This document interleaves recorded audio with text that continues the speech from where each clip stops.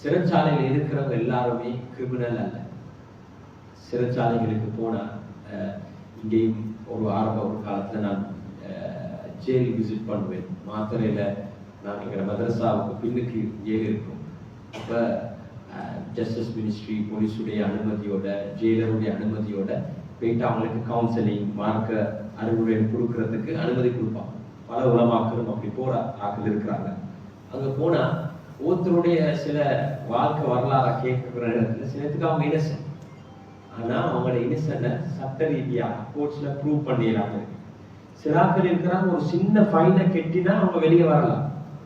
அந்த ஃபைனை கோர்ட்ஸ்ல கெட்டி வெளியே எடுக்கிறதுக்கு யாரும் இல்லாமக்கிறாங்க. சின்னொரு ஃபைன் தான் கெட்டும் 5000 10,000 20,000 இப்படி சின்ன சின்ன மைனர் மிஸ்டேக்.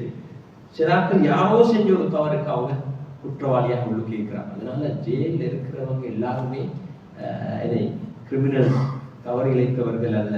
சில நேரங்கள்ல இன்னசென்டான ஏராளமானவங்க இந்த எங்கட நாட்டில் மட்டுமல்ல உலகத்தில் இருக்கக்கூடிய அதிகமான ஜெயில்கள் அப்படி இருக்கிறாங்க, மக்கள் இருக்கிறாங்க. அதே நேரம் ஜெயில் என்றது ஒரு மனிதனுடைய வாழ்க்கையில மாற்றம் பார்த்து பெரிய ஒரு சந்தர்ப்பம். நான் துபாயில ஒரு ஜெயிலை விசிட் பண்ண போனேன். அங்க ஒரு ப்ரோக்ராம் வச்சிருக்கிறாங்க.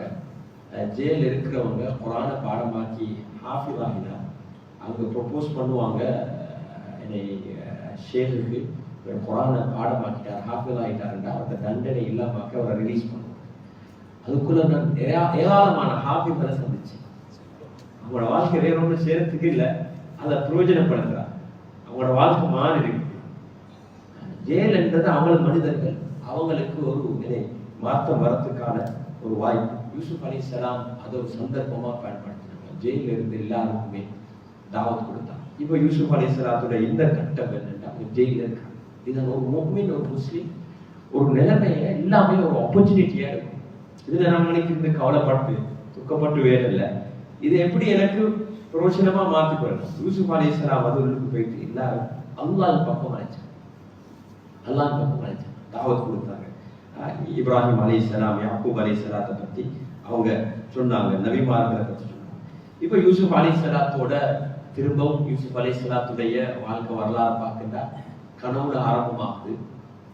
கனவுல